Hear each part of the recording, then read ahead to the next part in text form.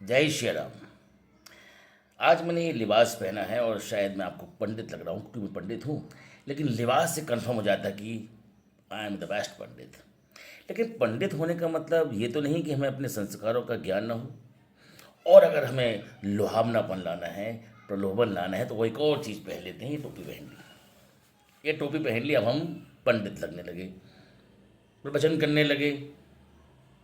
जिसकी उम्र नहीं है वो अब से उम्र से बड़ी बातें करने लगे। शास्त्री हमारे हिंदुस्तान में हुए, महापुराण करने वाले ऐसे धर्मात्मा हुए हैं, उन्हें आज कोई नहीं पूछ रहा। मार्केटिंग मार्केटिंग लगी हुई है, जो जितना छा गया वो छा गया।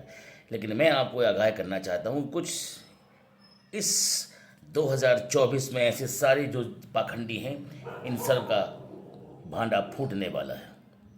मैं पहले भी कह चुका हूँ कि अगर आप सच्चे हैं, ईमानदार हैं, भगवान पे भरोसा करते हैं, तो ईश्वर पे भरोसा करिए जो आपके मन में है, जो सृष्टि ने रचा है।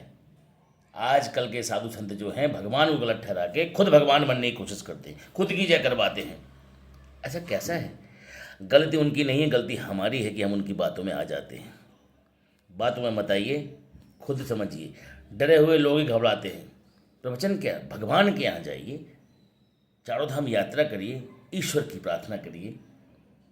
ऐसे सिद्ध पुरुष हैं, ऐसे भगवान के मंदिर हैं जहाँ हमें शांति मिलती है। पुरुषों के यहाँ जाना, किसी ऐसे बहरूपिये के पास जाके भीड़ इकट्ठी करना, इतनी भीड़ तो मंदिरों में नहीं लगती। मार्केटिंग करना, ये भविष्यवाणी कर दी वो, कोई किसी की भविष्यवाणी नहीं। जब तक भगवान ने लिखा नहीं है तब तक आप मरेंगे नहीं। जब तक आपके कर्मों की सजा आप भोग नहीं लेंगे तब तक आप मरेंगे नहीं। जब तक अगर आपकी ज़िंदगी में सुख है, सुख नहीं भोग लेंगे तब तक आप मरेंगे नहीं। ये सृष्टि का नियम है। इन सृष्टि के नियमों को समझें, जानें। ऐसे लोगों की बातें ना करें। बेल पत्ती चढ़ा दो, भगवान को भोग लगा दो। कुछ लोग तो बोलते समोसा खिला दो भगवान को, आपकी मनोकामनाएं पूरी हो जाती है। क्या है भाई? इन बहरूपियों से दूर रहिए। आपसे प्रार्थना है, मैं महाकाल का भक्त हूँ, मैं किसी के बाप से नहीं डरता हूँ। मेरा महाकाल, मेरा देवता हिंदू हूँ। लेकिन हिंदू होने का मतलब ये नहीं कि मैं हिंदू होके बहरूपिया बन के हिंदुस्तानों को लूटने लगूं। सबसे ज़्यादा पैसा एक ईमानदार व्यक्ति, कलेक्टर के पास नहीं होगा, ईमानदार एक पढ़े लिखे बच्चे के पास नहीं होगा, जितना पैसा इन बहरूपियों के पास में है। छठवीं सातवीं पास करके भगवान के नाम पे, बस धर्म के नाम पे लूट रहे हैं लोगों को। एक एक करोड़ रुपए लेते हैं, एक एक करोड़ रुपए लेते हैं भागवत का, महापुराण का। पुराण कराना है, मृत्युंजय जाप कराना, 3 लाख रुपए लगेंगे।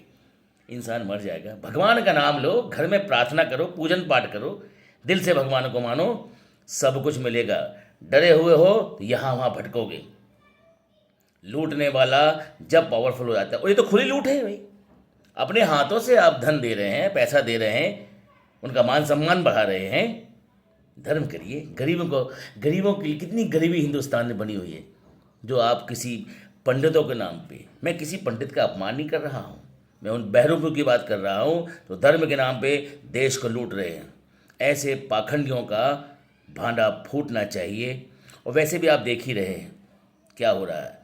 हिंदू अब जाग चुका है, हिंदू को जागना होगा और अपने धर्म को।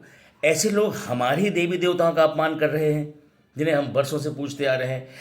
हो कुछ भी हो, हम जिसे मानते हैं वो हमारे देवी देवता हैं, हमारी माता, हमें उनकी सेवा करना चाहिए। अब ऐसे लोगों के पैर दबा रहे हैं, महिलाएं जा रही हैं, पुरुष जा रहे हैं, दंडवत हो जा रहे हैं, और भांडा फूटने के बाद बोलते हैं हमें तो ज्ञान नहीं था।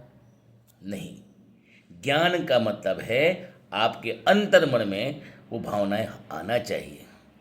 हमेशा गलती करते आए हैं, और भारत में ऐसे कई पाखंडी हैं जो धर्म के नाम पे हिंदू होके हिंदू को ही लूट रहे हैं। और भारतवर्ष में हमें किसी से और से डर नहीं है, हमें इन्हीं धर्म के लोगों से डर है। और हमें यही लोग कभी कभी बर्बाद भी कर सकते हैं, हमारी भविष्यवाणी करके, हमारी जो कुछ हुआ ही नहीं है उसके बारे में पहले बता के।